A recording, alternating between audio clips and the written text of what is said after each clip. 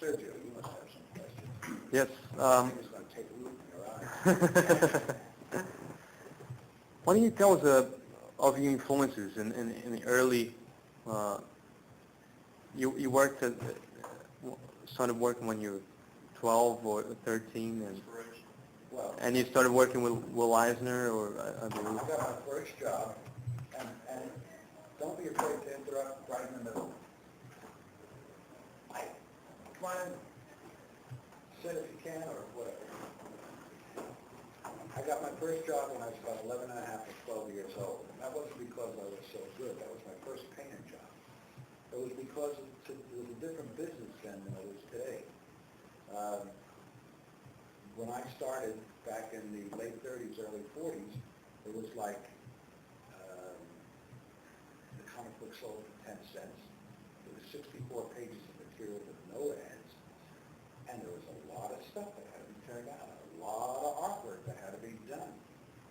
And people, there were like maybe 25 or 30 different publishers around, right in New York. I mean, you could go, my buddy Norman, we went to high school together. We used to go from comic book house to comic book house, just hitting maybe 5 or 6 of them in one day because they were clustered in that close an area. And they would give us our first chances to do this simply because there was such a terrific need for the artwork. My influences, and I guess the influence that hit people like me when I started, were 3 people mainly. One was Milt Knight, who did Terry and the Pirates. The other was Alex Raymond, who did Flash Gordon. And the third was Hal Foster, who did Prince Diane, and before Prince Diane, who did Tarzan. Those 3 guys probably were the fathers of more artists than they ever dreamed they would be. Because when I came into the business, everybody watched Ranger, and so did I. When I was a kid, when I was 6 or 7 or 8 years old, I used to get a newspaper called the Journal American. Journal American in New York was like double the size of this. Double the size of this. So that you had a full page like this size of a Prince Diane or of a Flash Gordon. And a kid, 6 or 7, picking up something like it's like the whole comic strip wrapped itself around you. It was like you were in a separate world by yourself. And on Sunday morning, Christ, you lay down on the floor and look at these papers. You had just created an entire world just for you. And the people who enabled you to do that, to feel that way, was people like Foster and Raymond and Kennett. They influenced us all. But every artist, any guy that you look at, any work that you admire, is influencing you, whether you're conscious of it or not. And that's good. And that's the way it's been since art was created. Since the first Stone Age guy started drawing things on a cave wall, somebody else would come and say, gee, that's an interesting, I'm going to try that also. Well, what has he done? He's following what he's seen, inspired by what he's seen, trying to do his own thing. Now, you can't copy the guy because no 2 artists can draw alike, even if they wanted to. Even if there are slight things that look similar because of influences that are affecting us, the way you draw is as much part of you, your uniqueness, as your fingerprints. But you can learn. If you see something that you admire, what you do is figure, well, gee, how does that guy do that? How does he work the shadows? How does he work the blacks? How does he work the figures? How does he get that strength in the illustration? And if you can analyze that and incorporate it into your own drawing, you're not swiping, you're not stealing, you're learning from that guy, and it becomes part of you. That's the way you improve the work. That's the way everybody improves. Right? You go into a museum, you see a guy, 90 years old, with his easel and his paints all set up, and stroke for stroke, he's painting from the masters. Now, he's not doing that to duplicate the painting.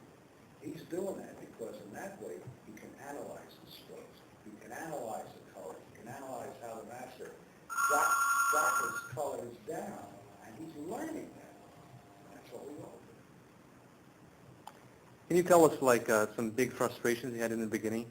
Like thinking that you can draw the way you want it, or you can achieve the effects of that sometimes I myself go through a lot of problems of how to achieve this kind of mark, and how do you go about not putting yourself down and giving up, like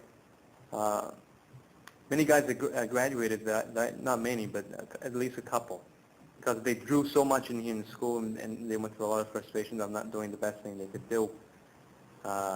They just burn out. And how do you keep from not burning out over this 50 years? And I never had that feeling. I just never, ever had it. In fact, when I was a kid, I knew much, much less, hopefully much less than I do now. When I see a lot of the stuff that I did when I was younger, it hurts my eyes. I mean, it's really terrible, terrible stuff. But I was more sure that I was doing good stuff then than I am now.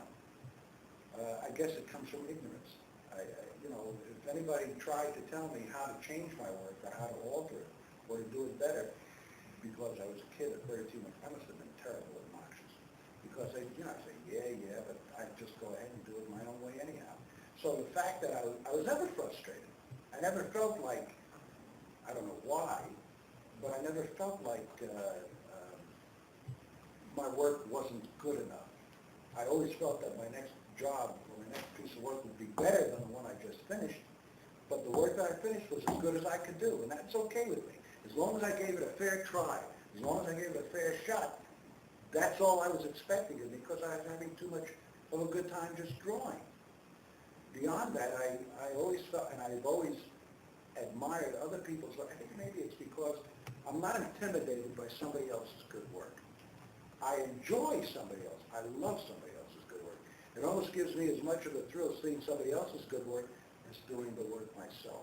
Even though I don't want to be another Foster, I don't want to be another Raymond, but I admire what they've done. Guys like Steve Bissett and Rick Veach and Sam Glansman and all the really good guys. I've admired all their work. I admire the work that they're doing, but I want to be like them.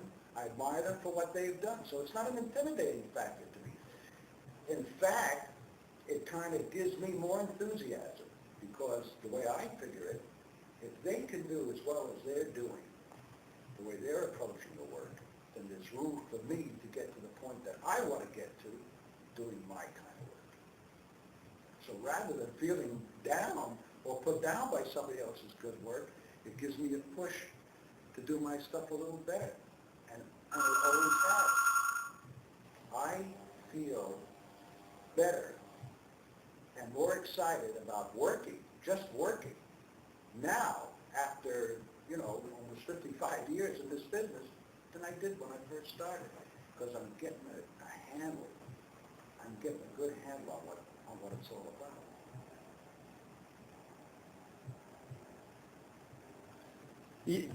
On the fire here, use some different kind of paper. Yeah. Was that kind of limitation on the comic books at the time? No, when I was doing all this stuff, I had carte blanche. There's nothing that I couldn't do if I wanted to in terms of material or effects or anything that I wanted to do. And that was great. I really had that kind of freedom. At the time, anyhow, I was editing about 15 books, and I was doing whatever artwork that I wanted to. I was doing all the covers and so on. And thank God, people liked the stuff I was doing to the extent that they wanted me to do more and more. When I approached a job, one of the things that I would take into consideration is how can I work this to make it a little different from something that I've done before? And what can I utilize in this particular assignment that will make the job more effective? Now, in the fire here, since it was a Western kind of thing, I felt that doing it on a raw sport, on a pebble surface, and using the gray grease pencil would give it more of an effect of being rustic. And that's the reason I used it. See, what do you think of, a lot of people have some artists that they admire till they find out, oh, he used this, oh, he used a projector, oh, he used a reference, or he used this or that. What do you think on the importance, if a guy does all from his memory, or if he does... I've always gauged myself, and while I was editing the books, I've always gauged myself on the results. I don't care how the hell you go about getting it. If you can be consistent. What I did object to is if I see one beautiful illustration that the guy did that turned out real well simply because he used reference, or he copied it, or he traced it, and then the next panel looks like crap, that I objected to, but I objected to that only because of the inconsistencies. If a guy, I remember Sheldon Moldoff, I don't know if any of you have ever heard of him, he did Hawkman like for 5 or 6 issues of Flash comics before I did it 100 years ago. And Sheldon himself will tell you that every one of the panels that he did was a lift from either Raymond or from Foster. The stuff looked great. He picked the right ones. There was a consistency all the way through, and it looked good. As far as I'm concerned, that's fine. But the guy who does it that way is working from a disadvantage. Because unless he has the crutch of copying is the only way that anybody learns how to draw. Copying is not a dirty word. Copying, if used properly, can be extremely helpful for you to acquire the ability to learn how to draw properly. But if it's used as a crutch all the time, then you're crippled. Then unless you have the stuff that you're copying from, you can't draw. That's no good.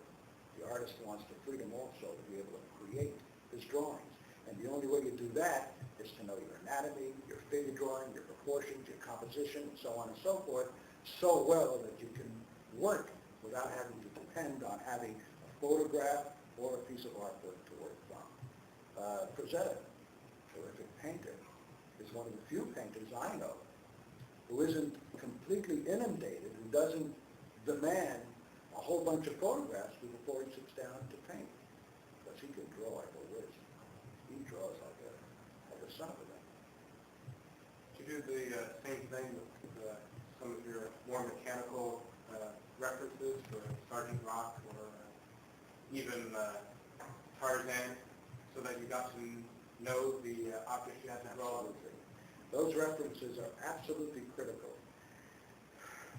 Topic will come up many times where the young guys starting, like yourselves, will say, well, gee whiz, I'm going to do this thing. I know how to draw a car. I know what a car looks like. I'm not going to bother with any reference on it. So I'm going to just draw a car the way I can remember it. If I'm going to do this building, I'm going to just do it the way I remember it. That's not good enough. Many times that's just not good enough. Why? Because we're working in a media where imagination is what really pulls this stuff off. Unless there is a basic credibility, unless there are elements in there that are immediately recognizable by the reader, then those imaginative things become nothing. They become wisps of smoke. But if, for instance, if in a Flash Gordon sequence, the rocket ships that he drew, and the planet Mongo, and the flying, the Hawk guys flying Hawkman, or all those other things that he did, if they weren't really drawn well, if the wings didn't really look like feathered wings, if the floor didn't look like a parquet stone floor, then the stuff would look unbelievable. You couldn't believe anything that was going on. However, if the background material, if the intricate mechanical stuff in the rocket ship looked like, gee whiz, this stuff can really work, then the characters became more credible and believable, and the whole story became believable. If you're doing a cityscape, and you make up these little houses, like a cityscape of buildings, and then you put a little window here, and a little window here, say, okay, that's a cityscape. No, it's not. There is not enough credibility in there to really have any person, whether they've seen the city or not, feel that it's a true city. So that the cartoonist, I feel, in communicating and telling the story, is not doing his job. If you're doing a car, and in fact that car should look like a Cadillac or a Buick or any other car around, you can't make that up. You've got to get that reference to where it's from. And as I've told many of the third year group, a lot of times it takes more time to find the reference than it does to draw it.